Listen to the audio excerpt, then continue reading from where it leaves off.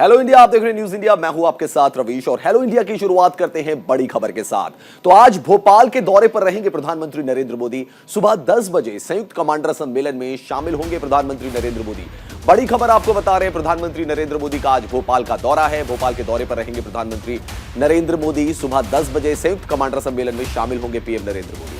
दोपहर 3:15 पर पीएम पहुंचेंगे रानी कमलापति रेलवे स्टेशन पर। पीएम मोदी वंदे भारत एक्सप्रेस को भी हरी झंडी दिखाएंगे। प्रधानमंत्री नरेंद्र मोदी आज भोपाल दौरे पर रहेंगे। वो कंबाइंड कमांडर कॉन्फ्रेंस में शामिल होंगे और मध्य प्रदेश की पहली वंदे भारत ट्रेन को हरी झंडी दिखाकर रवाना करेंगे। मध्य प्रदेश में इस साल के आखिर में विधानसभा चुनाव होने हैं, इस लिहाज से भी पीएम का यह दौरा बीजेपी के लिए खास महत्व रखता है।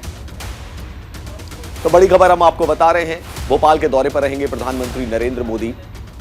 पीएम मोदी वंदे भारत एक्सप्रेस को भी यहां पे हरी झंडी दिखाएंगे, जो तस्वीरों में भी हम आपको दिखा रहे हैं। तो आज भोपाल के दौरे पर रहेंगे प्रधानमंत्री नरेंद्र मोदी। संयुक्त कमांडर सम्मेलन में भी शामिल होंगे पीएम नरेंद्र मोदी। सुबह 10 बजे संयुक्त कमांडर सम्मेलन में शामिल होंगे और दोपहर 3:15 पर पीएम पहुंचेंगे रानी Kamlapati railway station.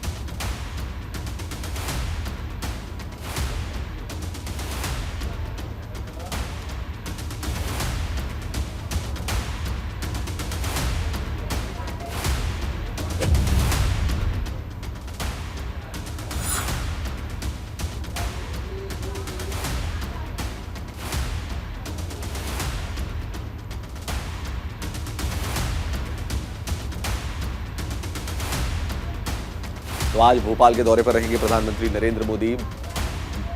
Vande Bharat express को भी हरी झंडी दिखाएंगे, साथ ही साथ जो संयुक्त कमांडर सम्मेलन है उसको भी संबोधित करेंगे।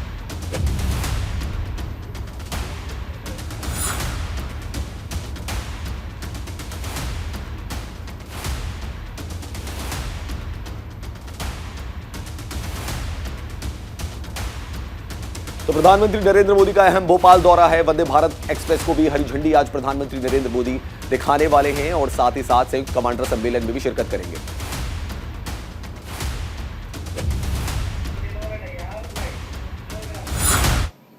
तो प्रधानमंत्री नरेंद्र मोदी का भोपाल दौरा आज है और क्या कुछ खास रहने वाला है इस दौरे में, वो हम आपको समझाते हैं। सुबह 8:05 पर दिल्ली से एयरफोर्स विमान से रवाना होंगे प्रधानमंत्री नरेंद्र मोदी। साथ ही साथ सुबह 9:25 पर भोपाल के ओल्ड स्टैंड हैंगर भी पहुंचेंगे और ये हम आपको बता रहे दोपहर 3:15 पर पीएम रानी कमलावती जो स्टेशन है वहां पहुंचेंगे। पीएम मोदी वंदे भारत ट्रेन को जो है हरी झंडी दिखाएंगे।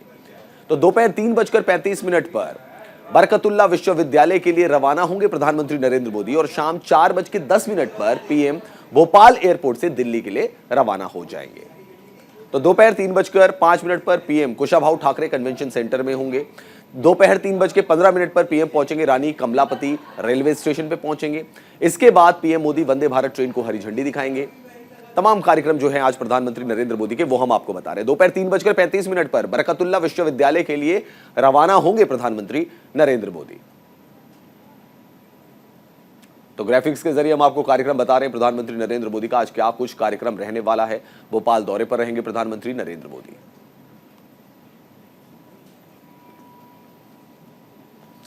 वंदे भारत एक्सप्रेस को भी हरी झंडी दिखाएंगे प्रधानमंत्री नरेंद्र मोदी।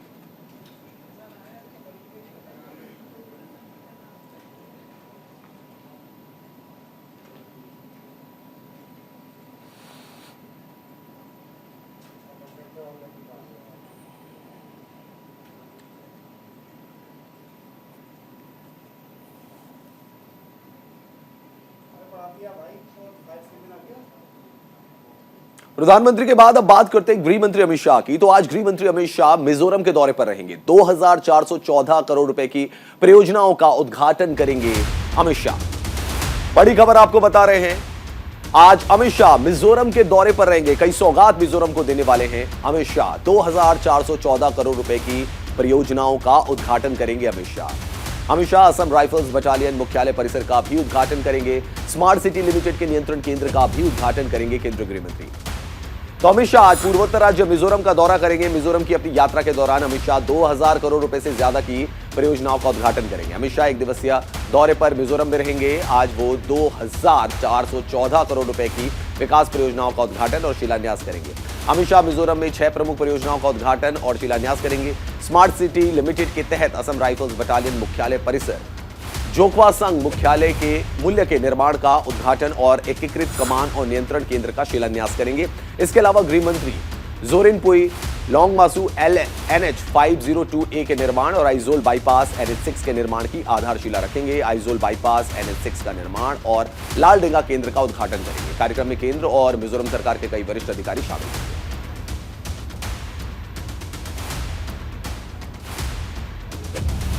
तो बड़ी खबर हम आपको बता रहे हैं। तो आज अमित शाह मिजोरम के दौरे पर रहेंगे। शाह असम राइफल्स बटालियन मुख्यालय परिसर का भी उद्घाटन करेंगे। स्मार्ट सेफ्टी लिमिटेड के नियंत्रण केंद्र का भी उद्घाटन करेंगे अमित शाह। बढ़ते आगे, आज नागपुर के दौरे पर रहेंगे नितिन गडकरी। सड़क परिवहन मंत्री नागपुर में कई कार्यक्रमों में शिरकत करेंगे। तो बड़ी खबर आपको बता रहे हैं, नितिन गडकरी कार्यक्रम में लोगों को संबोधित करेंगे। तो road transport minister Nitin Gadkari आज नागपुर में रहेंगे। सड़क परिवहन मंत्री नागपुर में कई कार्यक्रमों में शिरकत करेंगे। नितिन गडकरी कार्यक्रमों में लोगों को संबोधित भी करेंगे। तो सड़क परिवहन मंत्री नितिन गडकरी आज नागपुर के दौरे पर रहेंगे, लोगों को भी संबोधित करेंगे और कई जो कार्यक्रम है उसमें भी शिरकत करेंगे नितिन गडकरी।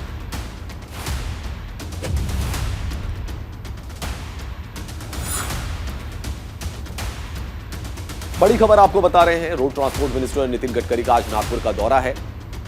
यहां पर वो कई कार्यक्रमों में शिरकत करने वाले हैं। साथ ही साथ गडकरी लोगों को भी संबोधित करेंगे।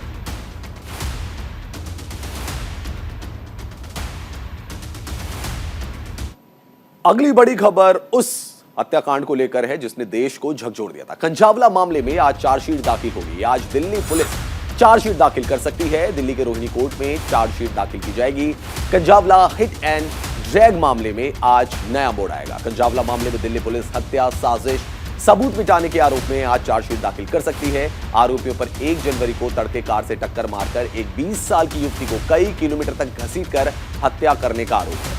अदालत ने पुलिस से कहा था कि आरोप पत्र दाखिल करने का 90 दिन का समय 1 अप्रैल यानी आज खत्म हो रहा है। वहीं जांच अधिकारी ने जवाब दिया कि आरोप पत्र तैयार हो चुका है और उसकी जांच की जा रही है, इसे जल्द दाखिल कर दिया जाएगा।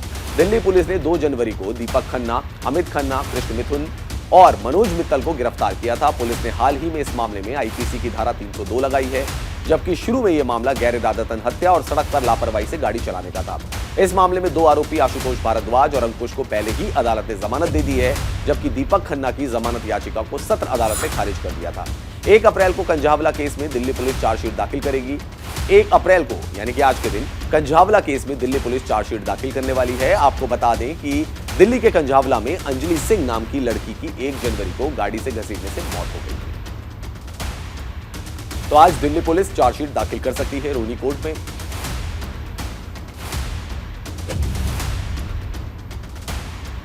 और ये तस्वीरें भी हम आपको दिखा रहे हैं, उस वक्त की ये तस्वीरें हैं जब ये हिट एंड ड्रैग का केस हुआ था और अंजलि सिंह की हत्या कर दी गई।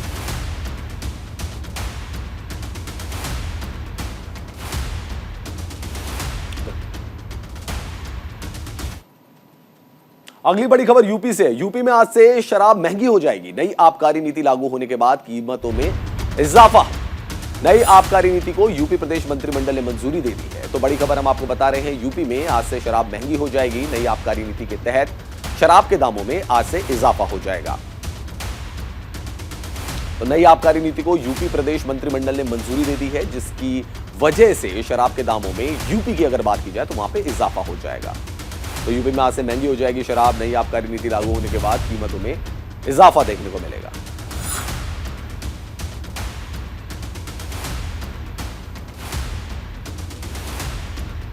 तो यूपी में आज से महंगी हो जाएगी शराब।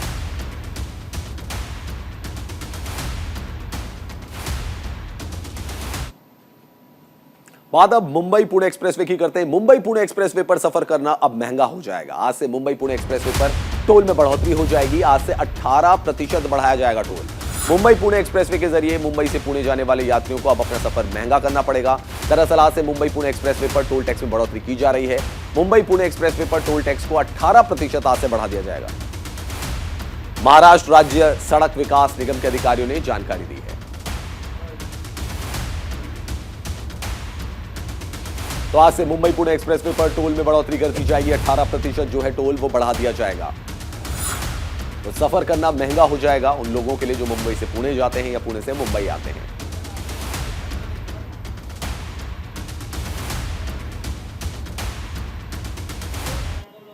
तो आज से मुंबई पुणे एक्सप्रेसवे पर सफर करना जो है वो महंगा हो जाएगा, क्योंकि टोल में जो है वो वृद्धि कर दी गई है।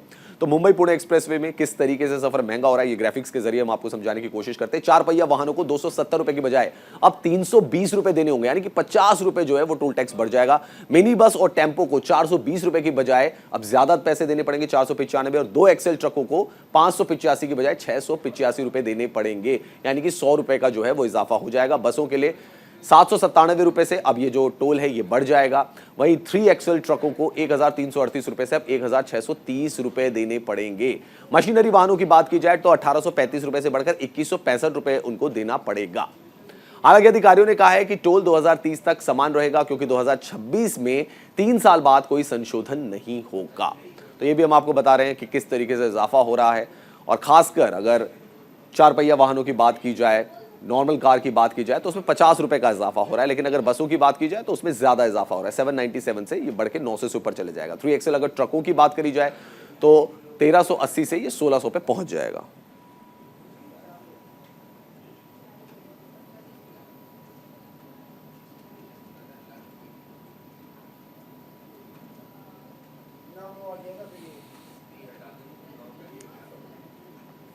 बात अब G20 की कर लेते हैं। आज से G20 पर्यटन कार्य समूह की सिलीगुड़ी में बैठक हो रही है। G20 की दूसरी बैठक पश्चिम बंगाल में आज से शुरू होगी। तो बड़ी खबर आपको बता रहे हैं, आज से G20 पर्यटन कार्य समूह की सिलीगुड़ी में बैठक होगी। पश्चिम बंगाल में बैठक है। G20 देशों के प्रतिनिधि बैठक में चर्चा करेंगे। G20 के पर्यटन कार्य समूह की यह दूसरी बैठक है। पश्चिम बंगाल के सिलीगुड़ी में आज से बैठक शुरू होगी। वहीं इस बैठक के लिए तैयारियां पूरी हो गई। G20 देशों के प्रतिनिधि सिलीगुड़ी स्थित एक रिजॉर्ट में रुकेंगे। इस बैठक में G20 देशों के प्रतिनिधि, अतिथि देश और अंतर्राष्ट्रीय संगठन पर्यटन क्षेत्र की 5 प्राथमिकताओं पर गहन चर्चा करेंगे। 3 दिवसीय कार्यक्रम के दौरान अंतर्राष्ट्रीय प्रतिनिधि पश्चिम बंगाल की कला और संस्कृति देख सकेंगे। पर्यटन कार्य समूह की पहली बैठक गुजरात के कच्छ में फरवरी में हुई थी। उस बैठक में पर्यटन क्षेत्र के लिए 5 प्राथमिकताएं, हरित पर्यटन, डिजिटलीकरण, कौशल पर्यटन, MSME और गंतव्य प्रबंधन चिन्हित की गई है। इस मौके पर पर्यटन मंत्रालय सतत विकास लक्ष्यों को प्राप्त करने के लिए एक माध्यम के तौर पर साहसिक पर्यटन कार्यक्रम भी आयोजित करेगी। इसके अलावा घरेलू पर्यटन उद्योग के लिए भी 1 दिवसीय कार्यक्रम आयोजित किया जाएगा।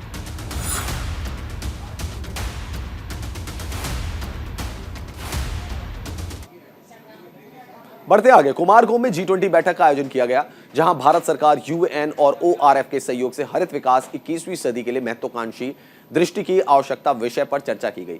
बैठक में G20 शेरपा अमिताभ कांत, सतत विकास केंद्र के निदेशक जेफरी समेत कई देशों के संगठन शामिल हुए। बैठक में अमिताभ कांत ने कहा कि भारत हरित विकास और SDG एजेंडे को आगे ले जाने के लिए काम कर रहा है। इसके अलावा कई वक्ताओं ने इस बात पर ध्यान आकर्षित किया कि कैसे पिछले दशक में भारत SDG की प्रगति के लिए महत्वाकांक्षी नीतियों के उपलब्धि के साथ आर्थिक विकास को संतुलित करने में कामयाब रहा है, और साथ ही भारत जलवायु के लिए एक साहसिक एजेंडा आगे बढ़ा रहा है।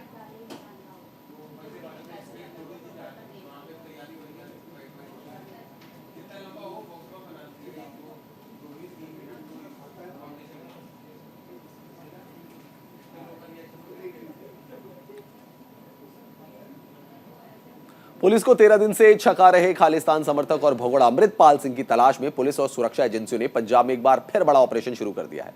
पाकिस्तान से सटे पठानकोट में हाई अलर्ट कर दिया गया है। उसके डेरे या गुरुद्वारे में छिपने की आशंका के चलते श्री हरमिंदर साहिब समेत कई बड़े धर्मस्थलों में सुरक्षा बढ़ा दी गई है। तो लगातार तलाश की जा रही है भगोड़े अमृतपाल सिंह की। अमृतपाल सिंह हालांकि वीडियो भी जारी कर रहा है। पुलिस ने ऑपरेशन तेज कर दिया है। पंजाब पुलिस की टीम चप्पे चप्पे की निगरानी कर रही है। अमृतपाल सिंह की तलाश लगातार जारी है।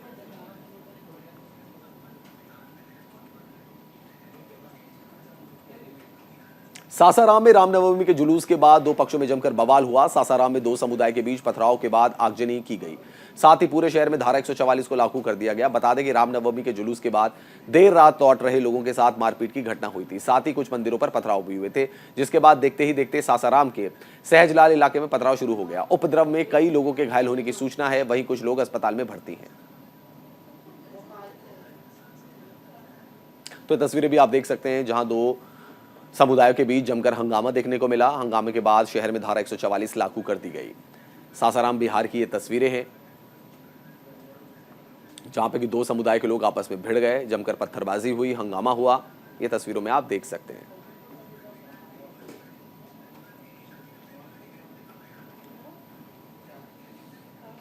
अगली खबर एमपी के रायसेन से है, जहां जिले की आशा और सुपरवाइजर कार्यकर्ता ने उग्र आंदोलन किया, साथ ही अनिश्चितकालीन हड़ताल की चेतावनी भी दी। बता दें कि आशा कार्यकर्ता ने मानदेय बढ़ाए जाने की मांग की है। तो ये आप देख सकते हैं तस्वीरों में, जहां पे कि जो आशा कार्यकर्ता हैं उन्होंने अपनी मांग उठाई है। उनका कहना है कि उनके जो पैसे हैं उसमें बढ़ोतरी की जानी चाहिए। मांग पूरी न होने पर हड़ताल की चेतावनी भी दी है।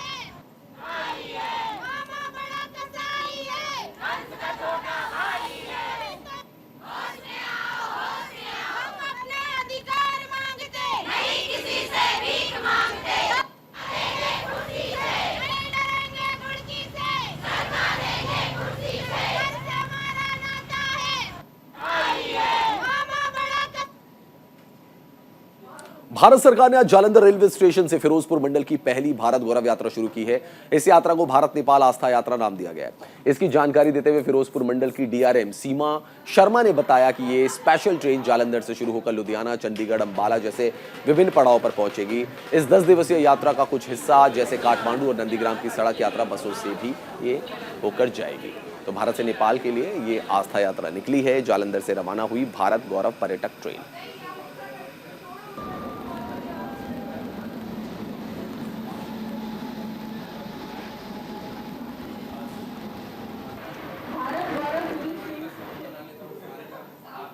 पुडुचेरी विधानसभा परिसर में 1 मई से प्लास्टिक की वस्तुओं के प्रयोग पर प्रतिबंध लगाने के निर्देश दिए गए हैं।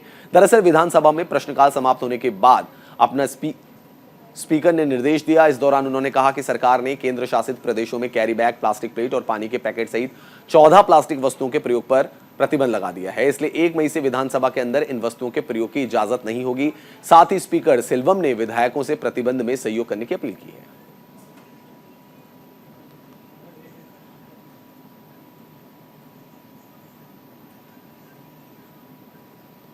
केरल के कोझिकोड में मुस्लिम यूथ लीग ने राहुल गांधी के समर्थन में मार्च किया और इस दौरान मार्च में शामिल लोगों ने केंद्र की बीजेपी सरकार पर जमकर हमला बोला। उन्होंने कहा कि पूरा देश देख रहा है कि इस तरह बीजेपी सरकार बदले की भावना से काम कर रही है, लेकिन हम हार मानने वाले नहीं हैं। हम पहले भी सरकार से सवाल पूछते रहे और आगे भी पूछते रहेंगे। सरकार हमारी आवाज को नहीं दबा सकती।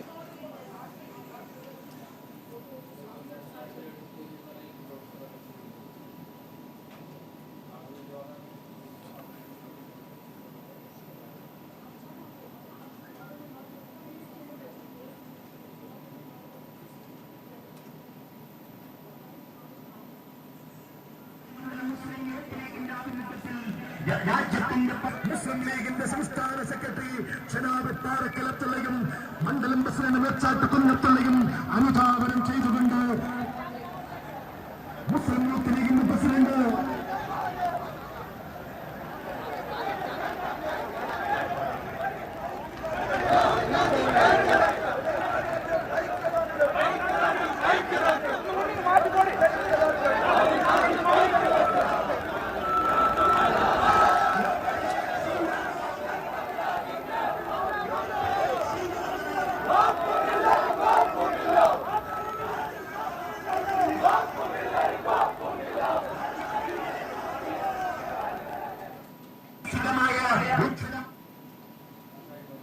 केरल के पलक्कड़ जिले की विशेष अदालत मधु मॉब लिंचिंग मामले में 4 अप्रैल को फैसला सुनाएगी।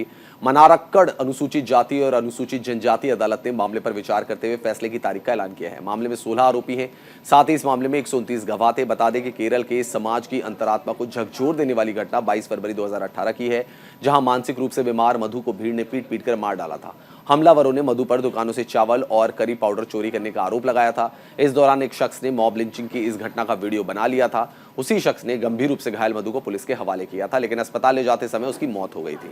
आगे चलकर इस मामले की सुनवाई पलक्कड़ के मनारकड़ की एक विशेष अदालत में शुरू हुई, जिस पर 4 अप्रैल को फैसला आना है। आपको बता दें कि पिछले 4 वर्षों से बेटे को न्याय दिलाने के लिए मधु की मां अदालत के बीच चक्कर लगा रही है, जिससे कि उसके बेटे की हत्या की सुनवाई प्रभावी तरीके से हो सके। जून में 2022 में उन्होंने उच्च न्यायालय का रुख किया था। इस दौरान मधु की मां ने केंद्रीय गृह मंत्री अमित शाह से भी मुलाकात की थी। फिलहाल मॉब लिंचिंग के इस मामले में मधु को न्याय मिल सके, इसकी उम्मीद हर कोई कर रहा है।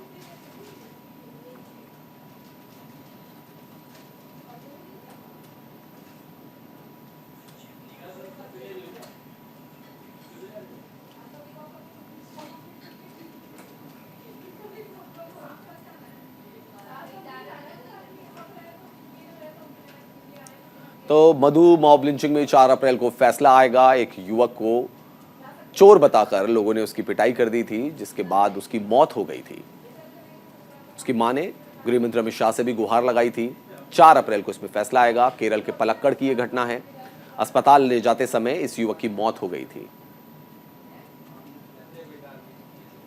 तो 4 अप्रैल को इस मामले में फैसला आएगा। 2018 की यह घटना है, जब एक आदिवासी युवक की हत्या कर दी गई थी। लोगों ने कहा था कि उसने चोरी की है दुकान से, जिसके बाद उसकी पिटाई की गई थी। एक मॉब लिंचिंग का यह मामला था, जिसमें पिटाई के दौरान उस युवक की अस्पताल ले जाते वक्त मौत हो गई थी। उसके बाद से कोर्ट में केस चल रहा है और 4 अप्रैल को इसमें फैसला आएगा।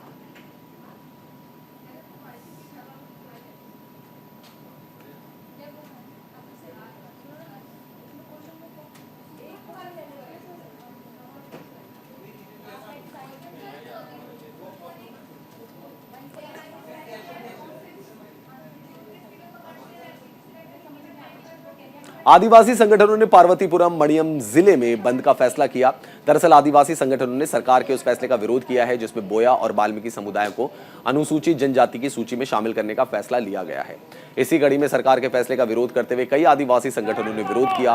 विरोध करने वाले लोगों का कहना है कि 2 समुदायों को एसटी श्रेणी में शामिल करने से अन्य हिस्सों में सबसे पिछड़ी जनजाति के हितों के लिए हानिकारक है।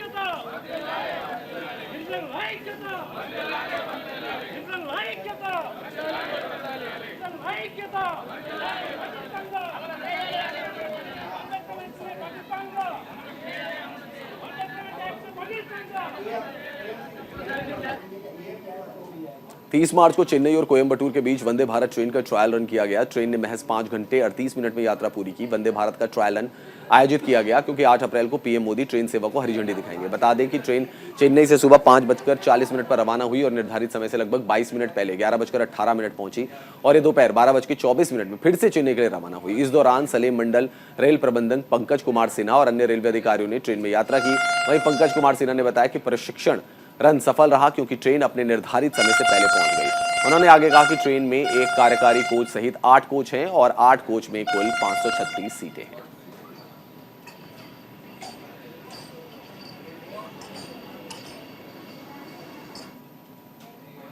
हैदराबाद सीमा शुल्क विभाग की एयर इंटेलिजेंस यूनिट ने राजीव गांधी अंतर्राष्ट्रीय हवाई अड्डे पर दुबई से आ रहे एक यात्री से 13.72 लाख रुपए की 2 सोने की छड़ें बरामद की। यात्री ने एक ट्रॉली बैग के हैंडल में सोने की छड़ें छुपा रखी थी।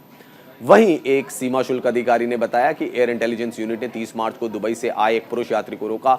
यात्री पर संदेह होने पर उसके सामान की तलाशी ली गई। यात्री के ट्रॉली बैग के हैंडल में छिपाई गई 224 ग्राम वजन की 2 सोने की छड़ें मिली। फिलहाल यात्री से पूछताछ की जा रही है।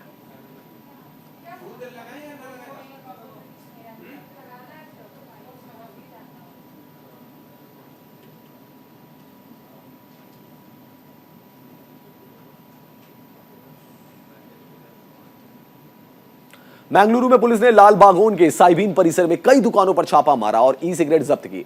पुलिस ने उन विदेशी सिगरेटों को भी जब्त किया जिन पर कोई चेतावनी संकेत नहीं था और साथ ही 5 लोगों को गिरफ्तार किया। वहीं नगर पुलिस आयुक्त कुलदीप कुमार आर जैन ने बताया कि छापेमारी बरके थाने के कर्मियों ने की है। 6 दुकानों पर छापा मारा गया और पुलिस ने 1.5 लाख रुपए की 273 ई सिगरेट जब्त की। टीम ने 5,30,000 रुपए के विदेशी सिगरेट के पैकेट भी जब्त किए जिन पर बिना किसी चेतावनी संकेत के बेचा जा रहा था। जब्त माल की कुल कीमत 6,80,000 रुपए है और COTPA अधिनियम के तहत मामला दर्ज किया गया है।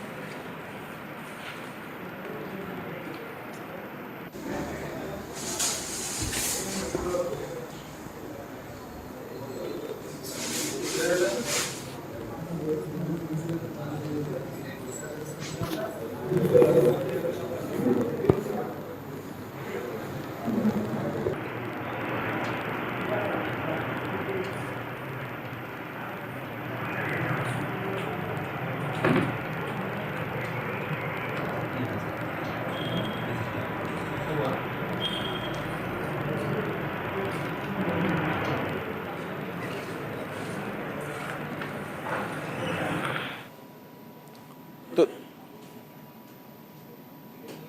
चलिए एक बड़ी खबर आपको बताते हैं। इस वक्त एक बड़ी खबर आ रही है। कमर्शियल LPG सिलेंडर में कटौती की जाएगी। बड़ी खबर हम आपको बता रहे हैं। कीमतों में की गई है 91 रुपए 50 पैसे की कटौती। सूत्रों के हवाले से हम खबर आपको बता रहे हैं, कमर्शियल सिलेंडर की कीमत अब 2028 रुपए होगी। तो कमर्शियल एलपीजी सिलेंडर में कटौती की गई है।